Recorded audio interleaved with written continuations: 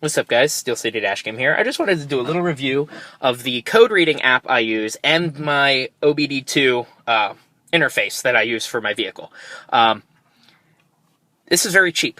This reader right here, this guy, it's the brand is Audew. I believe I'm pronouncing that right. I'll just let it focus in. AUDEW. I saw that coming. All right, we'll put it down here. It's a basic OBD2 or OBD2 reader. This one connects via Wi-Fi. You could obviously get ones that connect via Bluetooth, or you can get ones that are physically fully integrated code readers. This one's just an interface so that I could use an app on my phone, which I'll get into in a minute. So these ones, it's all in the app you use, not in the interface. Interfaces you can get pretty cheap, and this one was under 15 bucks. I will put a link in the description. And it has allowed me to do everything I've needed to do so far.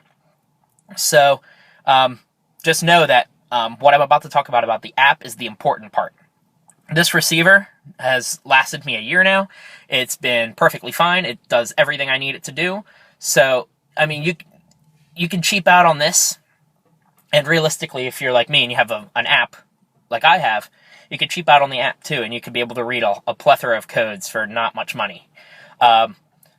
So let's switch over to my phone and let's take a look at the app I use. Alright, so this is the app I use. You obviously don't have to pay for the pro version. I just have a lot of diagnostic stuff I do with this car, so I found the need. Basically, the way this app works is you get a set number of connections to whatever device you're using for free. And then after that, if you watch an ad, it'll let you connect, I think, 5 more times, and so on and so forth. But I use it enough that $3.99 for Pro was worth it. So it's pretty easy. All you got to do is go here, and if you have a Wi-Fi enabled one like I do, it'll pop up like that. Then that should be all you need to do to be able to connect. So basically, the Wi-Fi connects it to your phone. This connects the receiver to your phone as well, then, through the Wi-Fi. So it's all connected. You know, you can see what my dashboard sees, which is, watch if I hit the gas, it'll jump up. It says my coolant temp is high. It is not. This thing just only reads to 120 Fahrenheit, and it's definitely above that. I could probably change those settings. I just don't. You know, it shows all the kinds of readings you're getting, fuel consumption, etc., etc. I just started it after I parked, obviously, so it won't read anything else. So, you know, you could read all of that. You can see all the live data. You can see what all the sensors are doing, which, you know, you're talking a lot here. It gives you a lot of information. This app in particular is really good with that. I can test accelerations, emissions, statistics. I can record this data. But what I'm going to show you is how to read a code. So I hit read, and I just go with the typical. You can obviously set it to do extended stuff. This one is capable of doing basically everything. I don't, because I have no need. All I need is the regular stuff. Now, a code will pop up for me because I have a clutch pressure switch that's bad on my transmission, which doesn't do anything.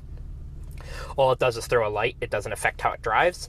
So that's what that code's going to be. And it'll show you where I'm clicking.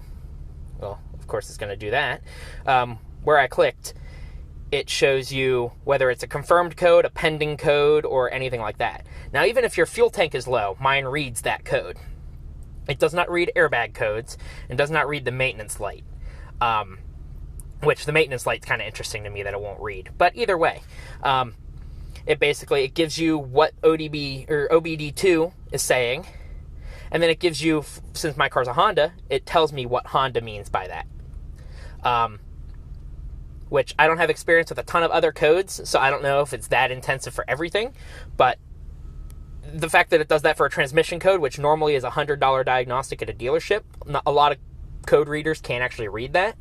I'd say I have no complaints at all about that. And then obviously if the car is set to accessory on but engine off, I can clear the codes. When the car is running, it will not let me clear them. It'll just immediately pop back up. That's pretty much all there is to it. The only complaint I have is when I close the app, you then see it still says I'm connected, even though I'm not. So even when I get rid of the Wi-Fi, it still says I'm connected. So I have to go and click disconnected there. And yeah, so thanks for checking this out. Leave a like, comment, subscribe, and I look forward to hearing from you in the next video. Thanks.